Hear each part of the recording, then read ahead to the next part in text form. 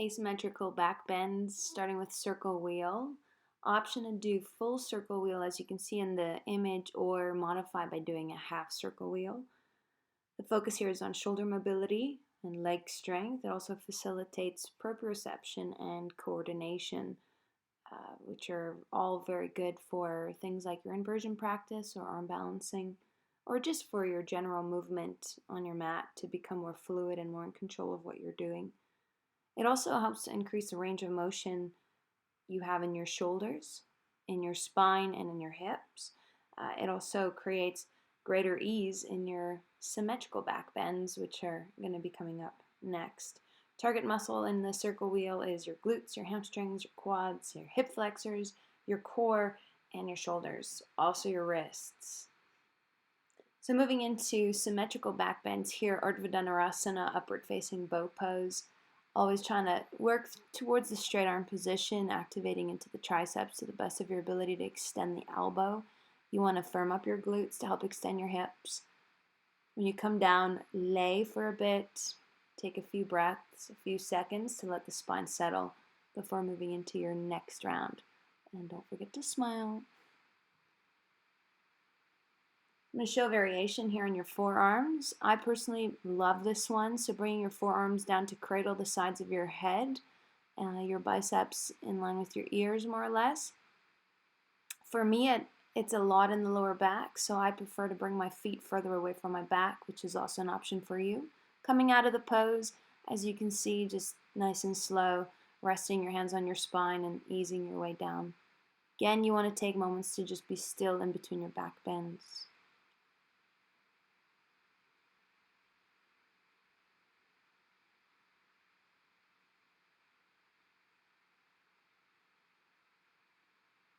Whenever you're doing these back bends, you want to try and work more length into the side and back of your neck. So tucking your chin up towards your sternum is really helpful to create more length in the cervical spine.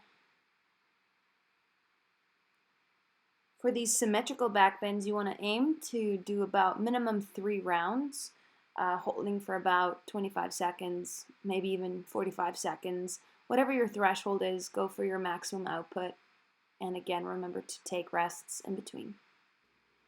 Moving to oscillating cobra, your prone back bends. You want to go for about 10 reps here.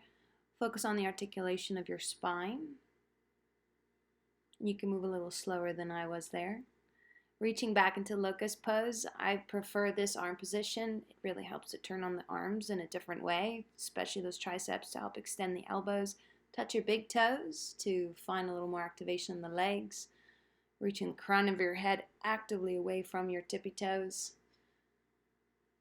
So to make this pose a little harder than it already is, reach the arms overhead. Imagine you're holding a block between your hands. The arms are going to want to bend, but fight the fight and try to keep those elbows straight.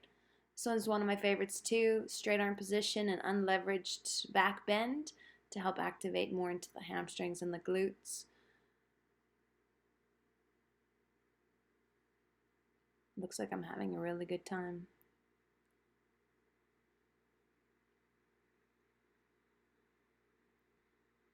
And like I said before, after any of these back bends, you want to really give yourself some time to just settle and realign yourself. Taking you through a few stretches here. I didn't have a lot of time, obviously, when I filmed this video. Well, I did have a lot of time, but I'm moving through this quite fast, so I'm going to encourage you to, if you have time, to lengthen out these holds to about 1 minute, maybe even 2 minutes, to really bring some balance into the body after all of the back bends you've been doing.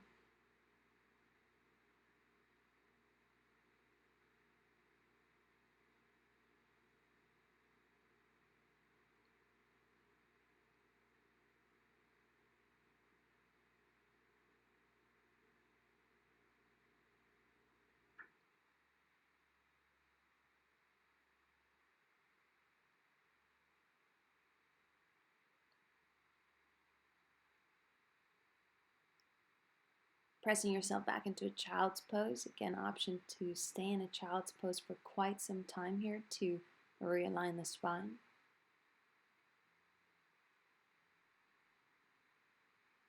And so we spent quite a little bit of time really on stretching and increasing the mobility in your shoulders. So working again on stabilizing into the upper back through dolphin pose. You want to really work at pushing down into the forearms, avoiding the elbows from sliding out wider than your shoulders. You also want to bring an awareness to the front lower ribs and pull them in to engage the core. That's perfect timing. And then don't be afraid to bend the knees to lift your tailbone to the sky.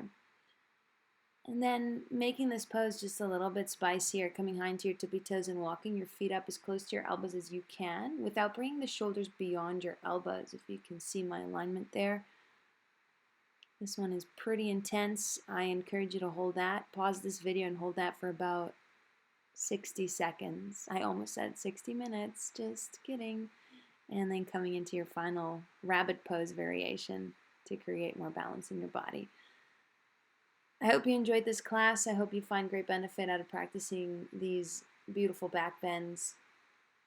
Thank you.